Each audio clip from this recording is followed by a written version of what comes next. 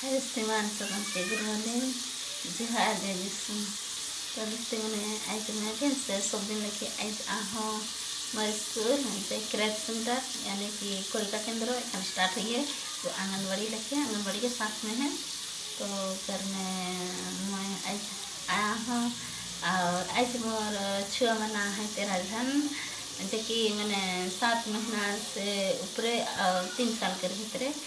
और वहाँ लगे हमारे खाद्य बना थी बिहाने दे रही छतुआ गुड़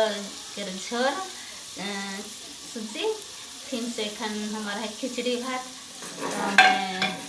यहाँ देखा थी दोस्ती मैंने यहाँ कुकर में खिचड़ी बनाया था फिर सब्जी कुछ पविता की मिसा हूँ और इसलिए 13 जन के यहाँ बना थे खाना एखन 6 मन के 1 बजे हमारे खाई दे और एक छुआ लगे 50 ग्राम है तो हमारे 13 छुआ लगे और बना के लाई तो दोस्ती मैंने ये लेके हमारा एखन डेली के काम चला था स्कूल में। तो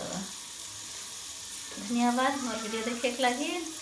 और कमेंट करब रौरे मन करे एरिया में क्रेच सेंटर खोले कि नहीं खोले आशा करम हमारे सुंदर गार्डन में तो जरूर बहुत जल्दी खुली और जरूर जल्दी रौरे मन के सर्टिफिकेट बना है तो ज्वाइन करब और काम के करब। धन्यवाद।